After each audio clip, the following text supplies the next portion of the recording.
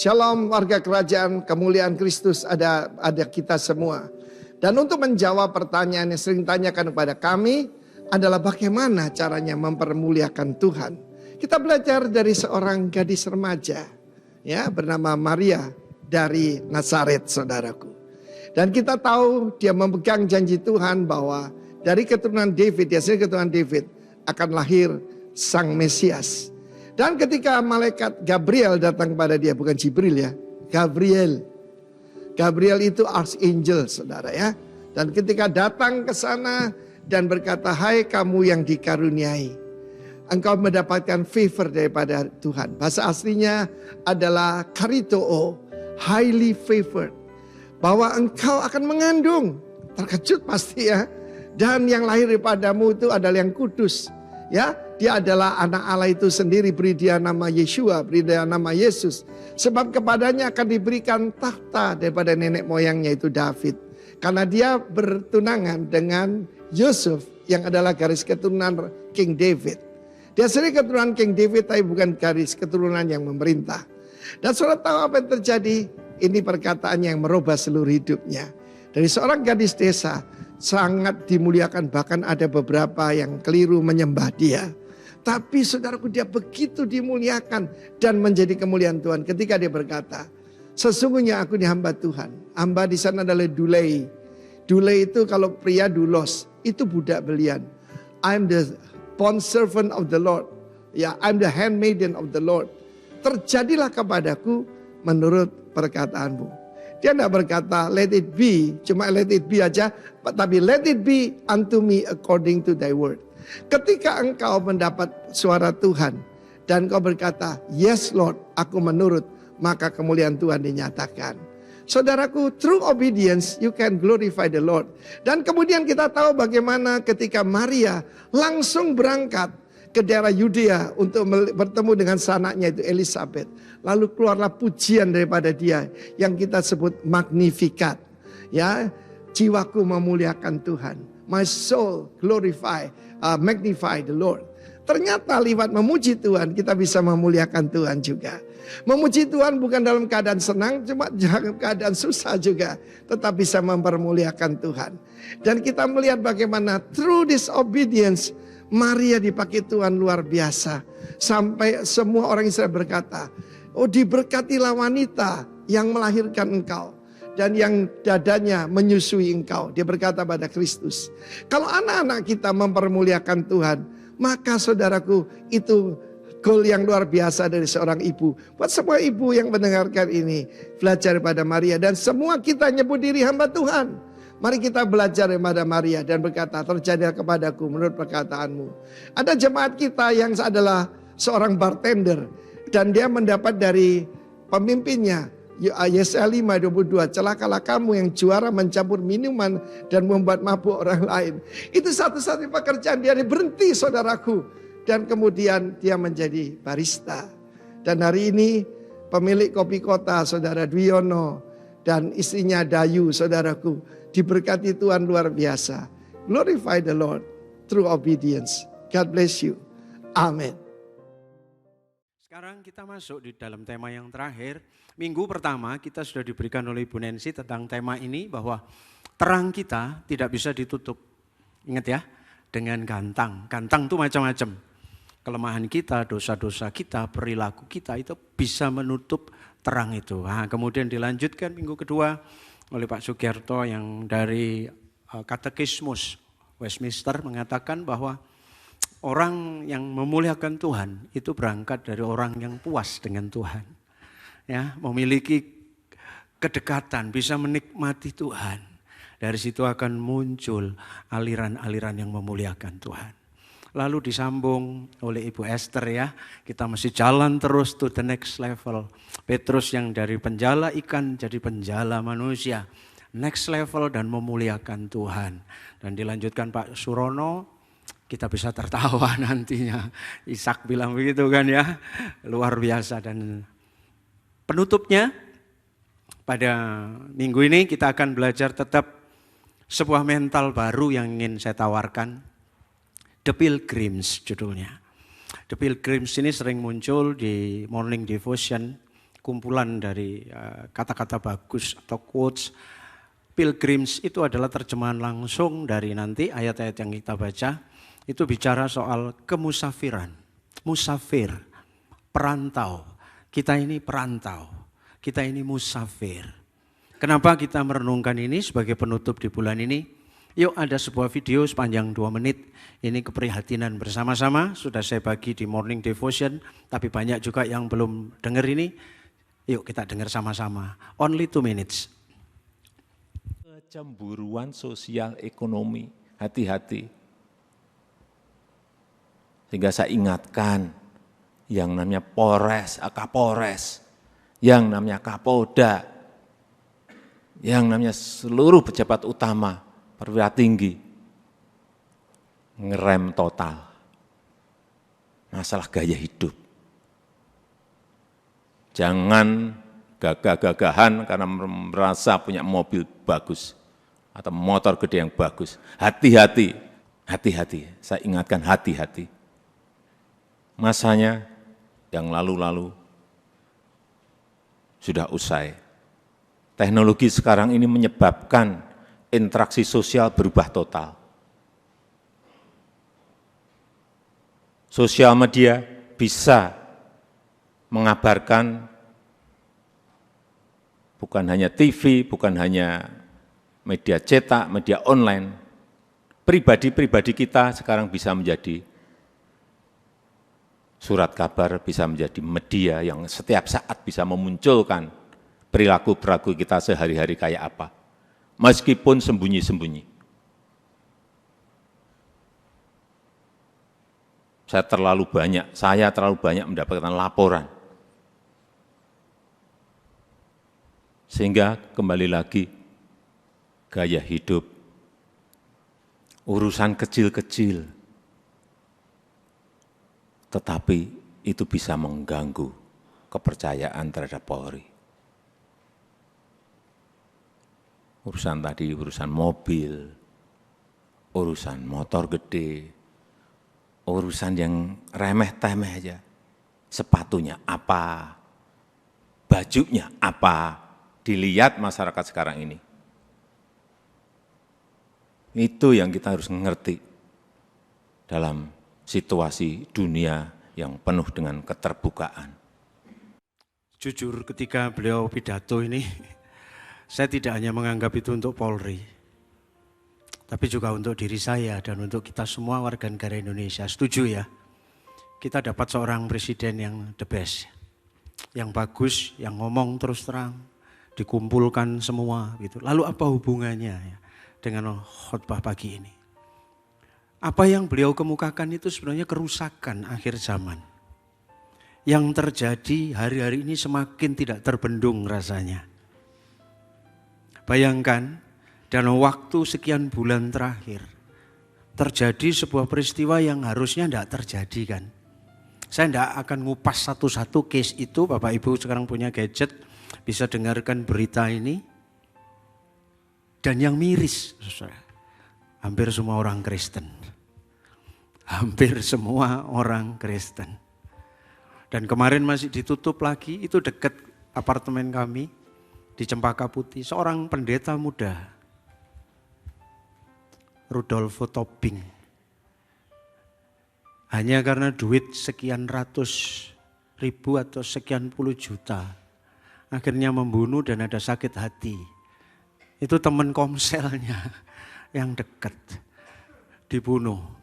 Dibawa di troli, ketok kesorot CCTV, guyu gitu. Ini sekarang Pak Jokowi ngomong, semua media sekarang mengabarkan. Dan saya miris, saya belum sempat googling lebih jauh siapa Rudolfo Tobing, kenapa masa lalunya seperti apa dan sebagainya, belum sempat sekolah di mana dan lain-lain. Tapi satu hal, ini adalah sebuah kerusakan sebetulnya. Kalau tidak di warning dan hati-hati, itu akan semakin hari semakin menuju kepada kehancuran total. Kita berdoa untuk 2024 agar kita dapat penerus yang betul-betul bagus untuk melanjutkan semua dan demi kemuliaan Tuhan.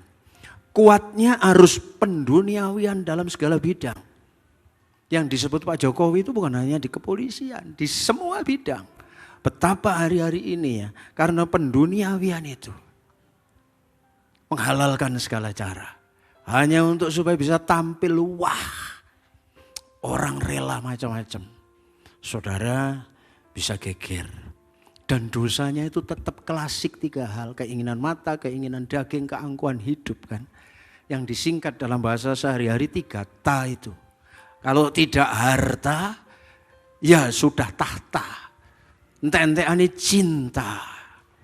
Bukan wanita, kalau zaman dulu harta tahta wanita. Karena yang banyak yang cowok. Tapi hari-hari ini saya ganti itu. 3 ta itu harta, tahta, dan cinta. Karena dua belah pihak punya peluang untuk melakukan dosa-dosa itu. Dan itu klasik. Coba lihat aja lah. Apapun yang terjadi. Enggak perkara duit, ya perkara rebutan pangkat, ya perkara lanangan atau wedoan. Kita tidak bisa menutup mata terhadap gejala ini. Seluruh bidang kehidupan. Dan semua ngejar itu. Sekolah-sekolah sekarang kalau ditanya, lu mau jadi apa? Bukan tujuan sekolahnya. Tapi mana yang paling cepat dapat kerjaan, ya kan? Bukan cari kepintaran loh. Tapi cari sesuatu nanti supaya dapat kerjaan itu cepat. Yang menggerakkan energi tidak kelihatan. Yang 2000 tahun yang lalu sebenarnya sudah ditawarkan kepada Tuhan Yesus. Saya perlu ingatkan ini loh ya. Tuhan Yesus ketika dicobai di atas, di padang gurun. Salah satu pencobaannya ngomong, kalau engkau anak Allah, ayo sembah aku. Maka semua Tuhan Yesus diperlihatkan semua kekayaan dunia ini. Sekali you nyembah aku, tak kasihkan ke kamu kabeh, kata setan. Dan yang heran saudara, baca lagi nanti di Injil Yohanes, Tuhan Yesus tidak komplain hal itu. Atau mengatakan, stop setan, bukan hakmu memberikan dunia.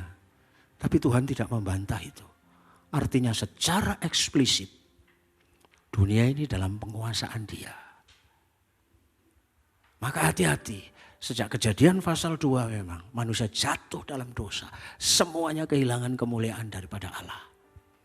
Kalau kita enggak hati-hati, boro-boro bisa memuliakan Tuhan. Jauh panggang dari api. Miris saudara. Belum lagi kalau lebih detail lagi, celakanya juga masuk ke ranah-ranah rohani. Saya tidak punya cukup waktu untuk bicara dengan saudara. Betapa itu pun rentan. Yang namanya harta, tahta, dan ta yang satu itu. Dalam dunia pelayanan. Kelihatan begitu glamorous, begitu famous, begitu wow. The big church. Tapi kalau saudara saya ngikuti hampir orang-orang yang IG yang top-top ini. Dan kadang-kadang kepo juga sih. Pengen tahu, kadang-kadang saya merasa itu wajar. Tapi kadang-kadang merasa ini flexing. Nih pamer. Oh ini enggak. Terasa kan kita. Dan ini masuk loh. Juga ke ranah-ranah pelayanan. Hati-hati saudara. Maka Tuhan kuat ngomong ke saya bahwa apalagi ini kita malah enggak terlalu terasa. Di Surabaya, di Jakarta, dimanapun, di kota-kota gede di Indonesia. Saya dengar dari teman-teman, saya ini termasuk PDM senior ya saudara. Dalam arti lamanya jabatannya sebagai PDM. Mulai di GBI ini cuma Jawa Timur masih sekitar 40 orang. Sekarang udah hampir 500. Kalau dulu sidang umum BPD itu cukup ditumpang 40 orang, 50 orang pendeta itu. Sekarang itu 500, 600. Hampir tiap tahun ada pendeta pembantu, pendeta muda baru, pendeta yang sekolahin di India, semua-mura doktor gitu. Wakeh sekarang ini saudara. Iya loh saudara, ngeri. Ya mudah-mudahan terpanggil jadi hamba Tuhan karena memang betul-betul panggilan kudus. Tapi banyak itu sekarang tuh daripada nyambut gawe itu tadi pendeta banyak saudara. Saya ngomong apa adanya loh. ngomong apa adanya. Karena saya pejabat juga, cukup senior. Kependetaan saya sebagai pendeta muda malah lebih senior dari Pak Roni.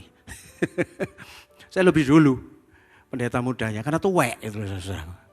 Karena usia. Tapi sudah melalui semua itu betapa tidak benar, banyak yang tidak benar. Dan dunia hari ini makin menuju puncaknya. 2 Timotius pasal 3, akhir zaman akan datang masa yang sukar. Ini dulu supaya kita paham apa yang disampaikan Pak Jokowi. Kenapa saya tawarkan pada pagi hari ini, Tuhan ngomong ajarkan tentang the pilgrims, apa itu? Gejalanya jelas, banyak kalau mau ke KPK banyak anak Tuhan yang kena. Tauti semua, kentit. Dititipi omongan tambah akeh, titipi duit tambah entek. You know what I mean. Ya seperti itu. Dan di sana banyak yang masuk KPK. Saya mantan mahasiswa Fakultas Hukum, sangat ngikuti. Miris kalau lihat orang di sidang, jungto pasalnya macam-macam. Aduh, dan Kristen lagi. Saudara cukup sampai di sini supaya saudara tidak susah pagi ini. Tapi itu fakta. Fakta yang kita mesti hati-hati ke depan. Belum lagi di perusahaan-perusahaan, baik swasta maupun negeri. Persaingan saling jegal untuk dapat kasih saja. Orang bisa jegal temennya loh saudara. Untuk bisa naik peringkat, jegal temennya. Jadi semua itu sekarang ini sudah free fight liberalism. Jadi benar-benar fight. Kalau lu enggak bisa ya diinjak. Untuk bisa naik nginjak orang lain. Itu fakta yang terjadi hari-hari ini. Baik di dunia marketplace. Mudah-mudahan tidak terlalu kuat di dunia-dunia pelayanan.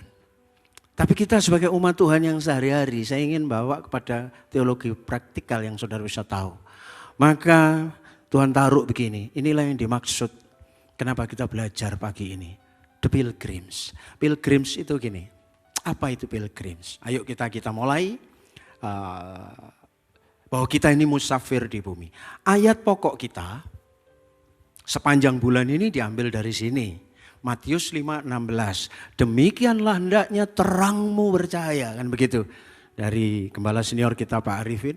Di depan orang. Supaya mereka melihat perbuatanmu yang baik. Dan memuliakan Bapamu yang di surga. Coba dibuka ayat itu di gadget masing-masing. Yang terbitan LAI, TB. Di bawah ayat ini ada tanda bintang. Benar ya? Di situ ada tanda bintang. Itu artinya ayat ini terhubung. Terkorelasi. Kalau bintangnya dipites, dia akan lari ke sini. Akan lari ke 1 Petrus 2 ayat 11 dan 12. Akan lari ke situ ayat itu. Jadi tema kita yang dari pusat itu ini.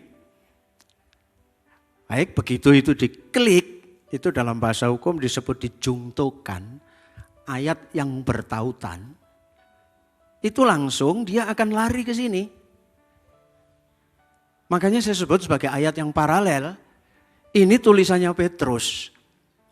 Jadi ini saudara, khotbah di bukit di dalam Matius 5 ayat 16, ini diterangkan oleh Tuhan Yesus, hendaknya terangmu bercahaya. Supaya dilihat orang dan memuliakan Bapamu di surga. Petrus hadir enggak pertanyaannya waktu itu? Hadir. Ya kan? Wong dia termasuk the three musketeer, termasuk 3 murid utama. Petrus, Yakobus dan Yohanes. Pasti Petrus hadir ketika Matius 5 ayat 16 ini dikhotbahkan oleh Tuhan Yesus di bukit. Petrus ngikut dong di situ. Berarti Petrus tahu pasti. Dia dalam bahasa hukum disebut saksi mahkota. Jadi orang yang ikut hadir, merasakan, melihat, ngalami itu disebut saksi. Tapi saksi yang penting yang bisa mengurai semua itu disebut saksi mahkota. Dan Petrus itu saksi mahkota. Dia dengar khotbah Yesus, bahkan dia ngerti kenapa Yesus khotbah seperti itu. Maka tafsiran Petrus layak kita dengar, ya kan? Karena kami hanya pendeta 2000 tahun yang lalu nafsirin Matius 5 ayat 16 bingung. Makanya Alkitab itu ajaib, dia akan menerangkan dirinya sendiri. Maka Petrus menerangkan seperti ini. Saudara-saudaraku yang kekasih, maksud dari khotbah di bukit itu. Aku menasehati kamu. Saya senang teologi Petrus tidak terlalu tinggi, dia mantan penjala ikan saja dan gampang dimengerti, beda dengan Rasul Paulus ya, full dengan filsafat. Saudara-saudaraku yang kekasih, aku menasehati kamu, kata Petrus, supaya kamu sebagai pendatang dan perantau. Dalam King James Version, ayat ini muncul sebagai strangers and pilgrims. Ya, sebagai tamu dan pendatang, sebagai musafir. Jadi Petrus menggelari murid-murid dirinya dan orang-orang yang percaya pada waktu itu sebagai pendatang dan perantau. Kamu menjauhkan diri dari keinginan daging yang berjuang melawan jiwa, kata Petrus. Lanjutnya, milikilah, kata Petrus. Ini nerangin itu tadi, cara hidup yang baik. Di tengah-tengah bangsa-bangsa bukan Yahudi. Supaya apabila mereka memfitnah kamu sebagai orang durjana, orang tidak benar, orang jahat, mereka dapat melihatnya dari perbuatan-perbuatanmu yang baik. Dan ujungnya, glorify to the King. Ujungnya memuliakan Allah pada hari ia melawat mereka. Jelaskan. Jadi yang dimaksud jadi terang itu oleh Petrus memiliki kondisi 3 hal. Supaya bisa memancarkan terang pada saatnya nanti di tengah dunia yang bengkok ini. Maka yang pertama adalah kita harus memiliki sikap ini. Sebagai seorang musafir di bumi ini. Semua kerusakan itu jujur disebabkan karena orang merasa bumi ini tempat terakhir. Walaupun beragama, banyak orang merasa tidak ada hari kekal. Kenapa orang berani bunuh orang sih? Kenapa orang berani jahat? Kenapa orang berani jahatin orang lain? Kenapa orang berani seakan-akan tidak peduli? Karena mereka merasa dunia ini sudah oke, mati ya mati, urusan besok. Kenapa? Karena pikirannya tidak tersetting, kata kata Petrus. You itu di bumi cuma perantau. Cepat atau lambat you mesti balik. Sikap seorang musafir di bumi adalah sikap kerajaan. Di mana kita lebih fokus kepada kekekalan. Makanya jangan dihabis-habiskan di sini. Kenapa yang saya sebut tadi sampai Pak Jokowi marah itu? Karena manusia cenderung semua dientek-entekno di bumi ini. Kaya kurang kaya, cantik kurang cantik, sugih kurang sugih. Jadi kepala desa kepingin jadi camat, camat pengen jadi gubernur, gubernur pengen jadi presiden, kepingin presiden dari presidennya presiden. Semua itu seperti hedonis treadmill, dikejar tapi kita ini enggak lari kemana-mana sebetulnya. Tidak ada enough is enough. Kenapa? Karena lupa bahwa di bumi ini sementara yang sewaktu-waktu pulang kampung. Pikiran sebagai musafir itu harus kita tanamkan. Bapak leluhur orang percaya, Abraham yang hebat itu.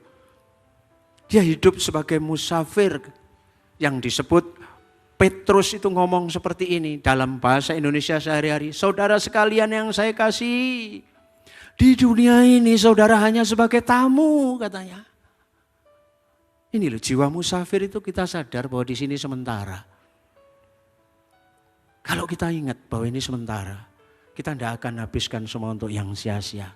Yang pada akhirnya kita ditolak dalam kekekalan. Kenapa orang bisa bunuh temannya? Waduh, lihat IG-nya orang lain bisa kemudian, gimana ini, gua harus bisa ngejar itu dah. Lalu kalau enggak, wah gimana, terus hidup dalam tekanan terus.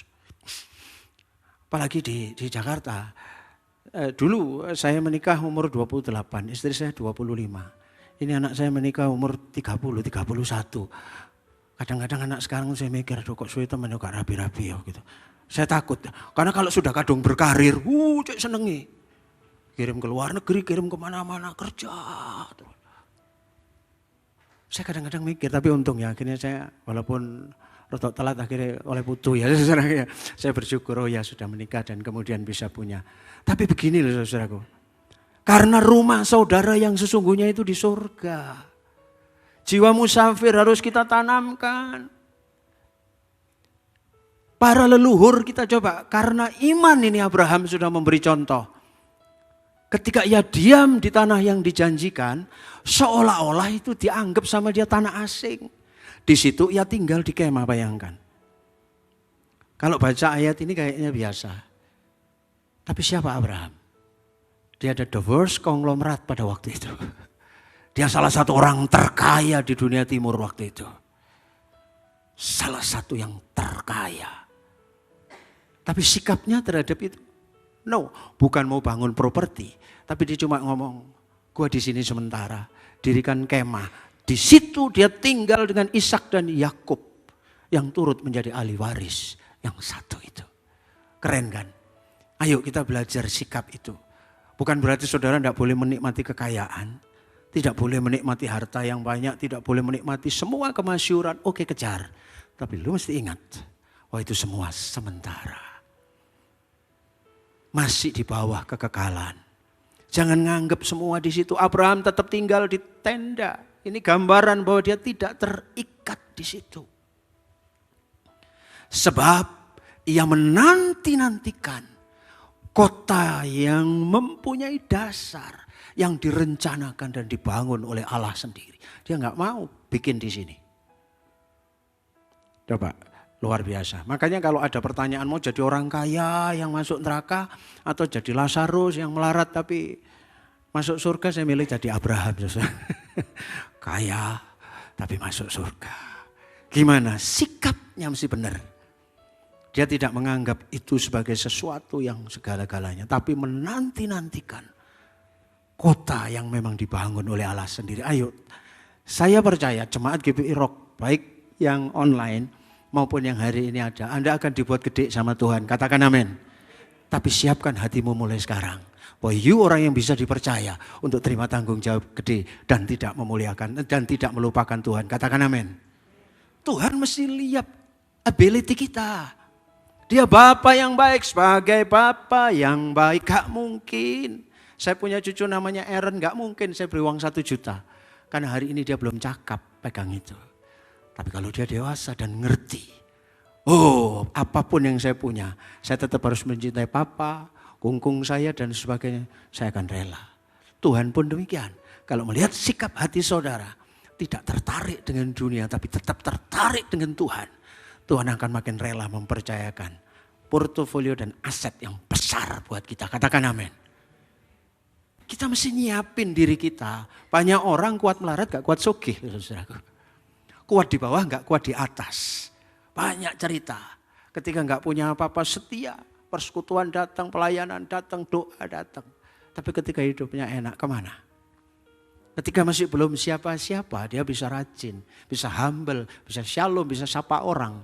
Tapi begitu mulai jadi pimpinan cabang, wakil pimpinan cabang, direktur, komisaris, owner, the big company. Nah, ketemu orang, who are you? Sudah lupa. Sudah kena Alzheimer. Siapa kamu? Ini tidak kuat pangkat, saudaraku. Maka hati-hati, sebab dia menantikan kota. Bagaimana dengan kita? Kita tidak boleh terlalu kuat dengan dunia ini. Ayo jadi musafir. Mulai hari ini tanamkan. Saya di sini cuma sementara. Kalau tuh beri waktu atau sampai 90 tahun, oke lah. Itu pendek dibanding kekekalan. Karena di sana eternal life. Tapi kita kadang mengabaikan. Seperti pertukaran yang tidak seimbang. Seperti semangkok kacang merah ditukar dengan begitu banyak berkat. Dihabis-habiskan. Jangan dikejar habis-habisan. Jangan ngejar bumi ini habis-habisan. Ini perintah hari ini. Kalau saudara mau memuliakan Allah. Kenapa mereka nggak bisa memuliakan Allah yang tadi menang-menang dicekel KPK, menang-menang cekel kejaksaan, menang-menang. Iya, karena mereka habis-habisan di bumi ini. Kaki jadi kepala, kepala jadi kaki. Padahal doa Bapa kami itu cuma ajarkan Tuhan cukupkan kami setiap hari.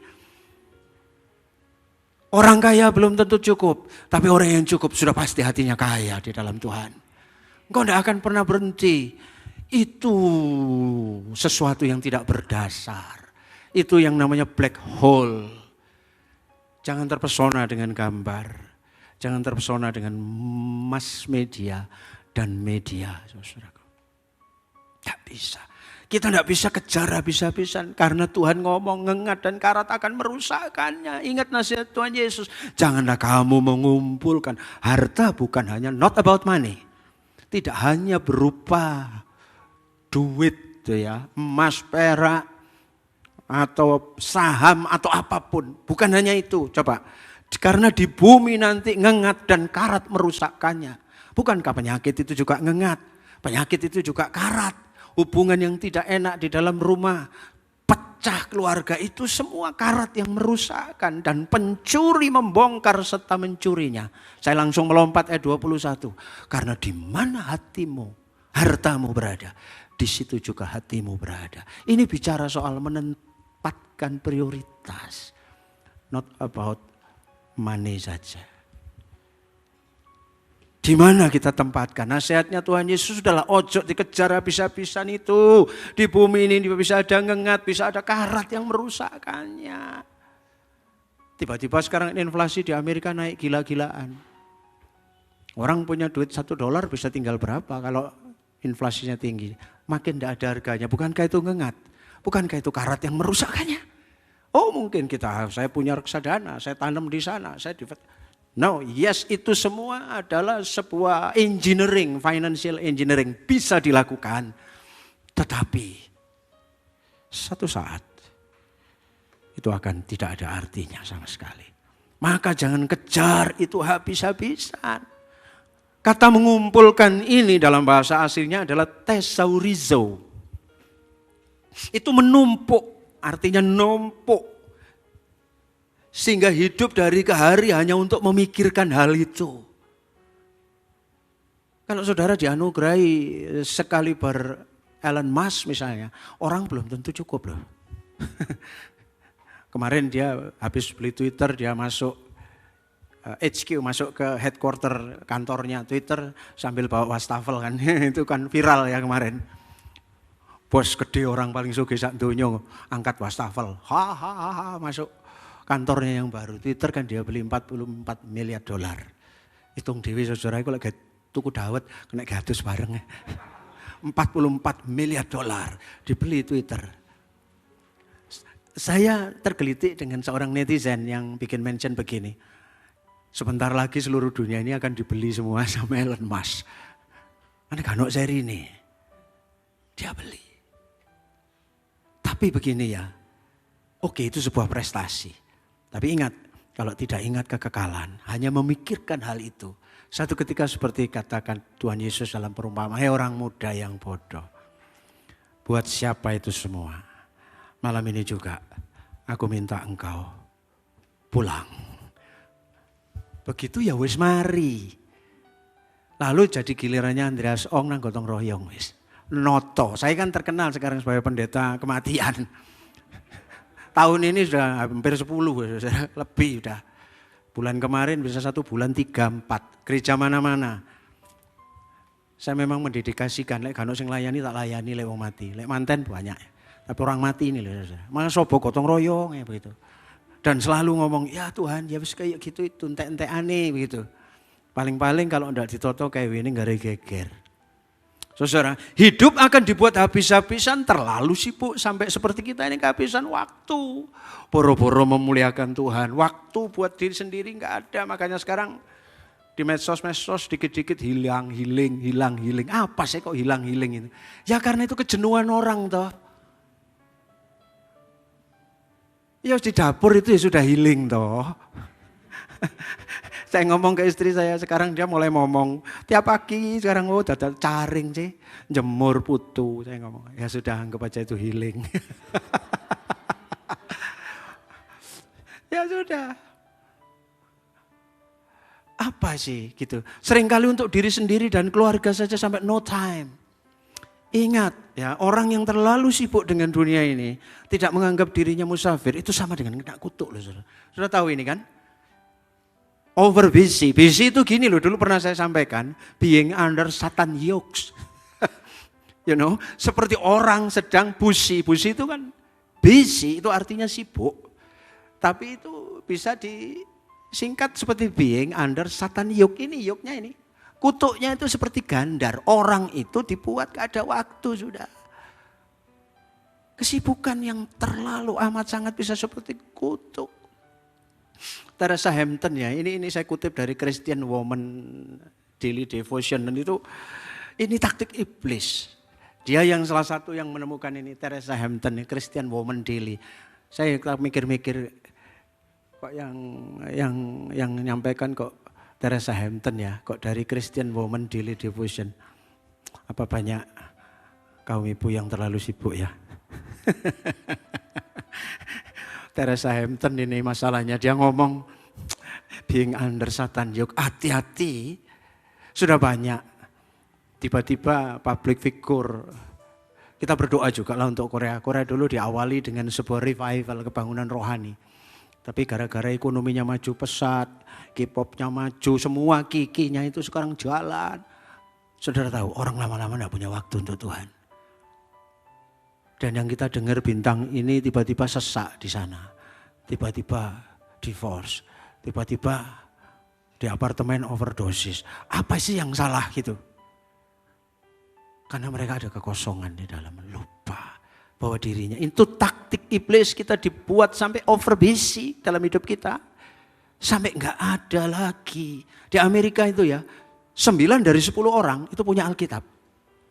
Tapi menurut Teresa Hampton ini, hanya 37% yang membaca Alkitab seminggu sekali. 37%. Padahal yang memiliki Alkitab itu 90% lebih orang punya Alkitab di Amerika. Tapi yang baca cuma 37%. Itu pun buru-buru dan seminggu sekali. Ayo, oleh karena itu kita mesti kembali kepada kesadaran bahwa kita ini hanya musafir di bumi.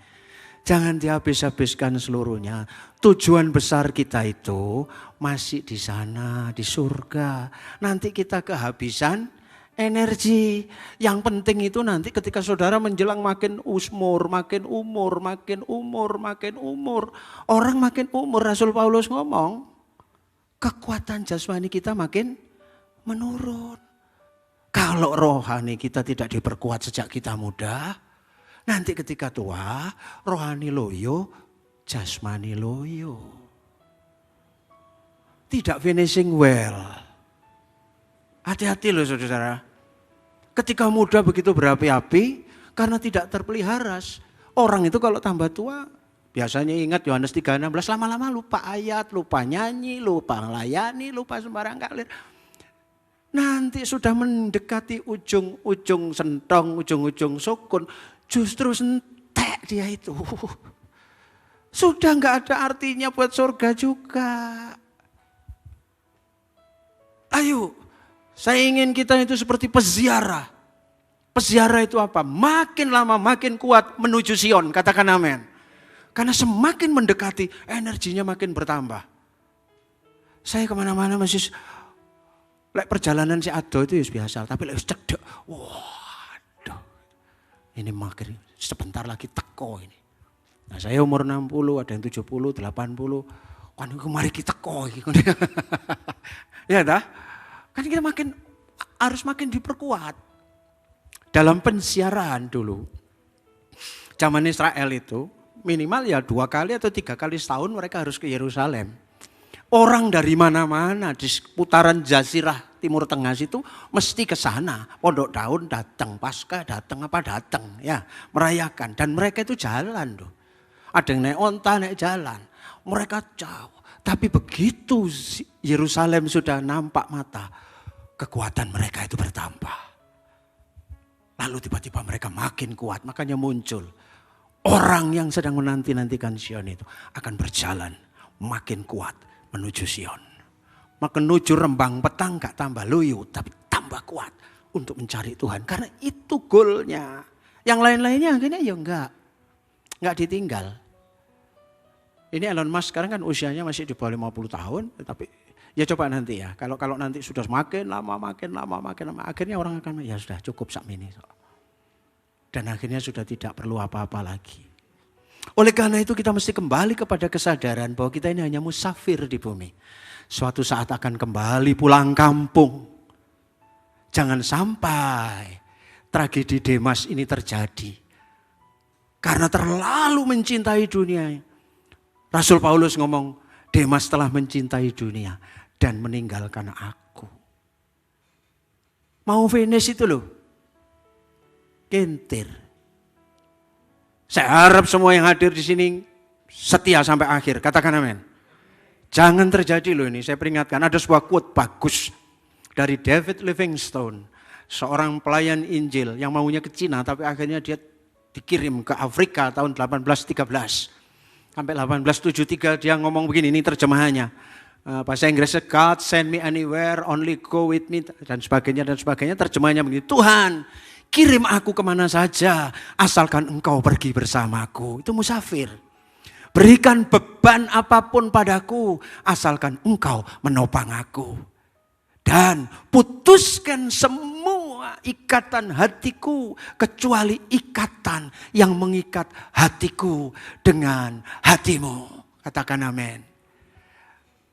Haleluya saudara, kita harus jadi musafir. Kalau enggak, bahaya. David Livingstone, saya ulang ya, kalimat ini bagus. Tuhan, kirim aku kemana saja, asalkan kau pergi bersamaku. Berikan beban apapun padaku, asalkan engkau menopangku. Dan putuskan semua ikatan hatiku, kecuali ikatan yang mengikat hatiku dengan hatimu. Saudara, itu yang Tuhan mau. Itulah jiwa musafir. Pada akhirnya, dia minta ke Tuhan. Oke lah, semua boleh terjadi. Tapi satu hal, bantu saya Tuhan, supaya saya hanya terikat dengan hatimu. Orang yang begini akan memuliakan Tuhan. Tanpa diminta, saudara akan dapat memuliakan Tuhan. Selanjutnya, ketika kita sudah jadi musafir, hidupmu pasti berubah. Saya mohon supaya saudara menghindarkan diri dari kesenangan yang jahat di dunia ini. Kesenangan dunia bukan untuk saudara. Sebab berpelang melawan jiwa sendiri. Sebuah kesaksian. Setelah dia masuk dalam dimensi baru. Paulus katakan, meskipun dahulu aku pernah mengejek nama Kristus. Aku mengejar umatnya. Menganiaya mereka dengan berbagai macam cara. Tetapi Allah mengasihani aku. Sebab pada waktu itu aku belum mengenal Kristus. Dan tidak tahu apa yang sedang kulakukan. Ketika orang masuk dalam jiwa kemusafiran. Pasti hidupnya berubah. Dan memuliakan Allah itu menjadi sesuatu yang bukan mesti sebuah effort yang susah. Karena hidupnya sudah pasti memuliakan Tuhan. Karena tidak terikat lagi dengan bumi ini. Yang menyebabkan orang susah memuliakan Tuhan itu karena pengejaran yang sia-sia di bumi. Hal berikutnya apa yang mesti didapat? Dia akan menjadi ciptaan baru. Jadi siapa yang ada di dalam Kristus? Ya adalah ciptaan baru. Yang lama berlalu, yang baru sudah datang.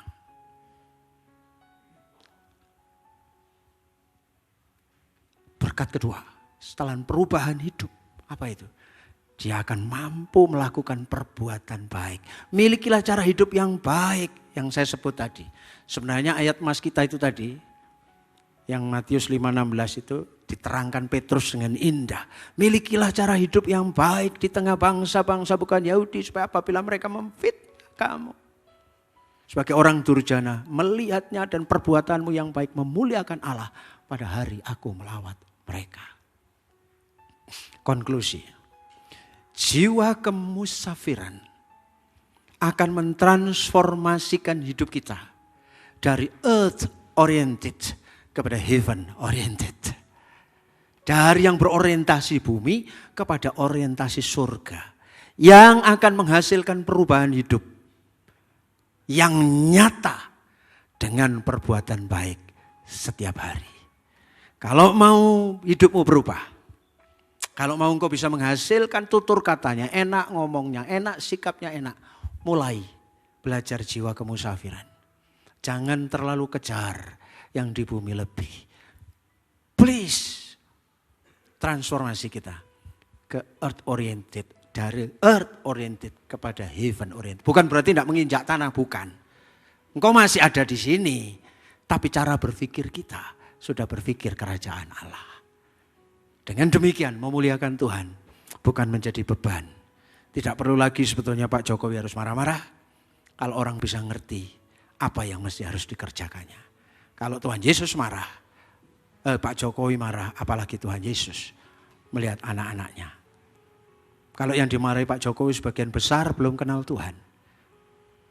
Tuhan lebih sedih karena yang sudah kenal Tuhan pun kalau tidak sampai bisa menjadi terang. Kiranya firman Tuhan ini memberkati kita. Kalau kurang jelas nanti dengarkan lagi.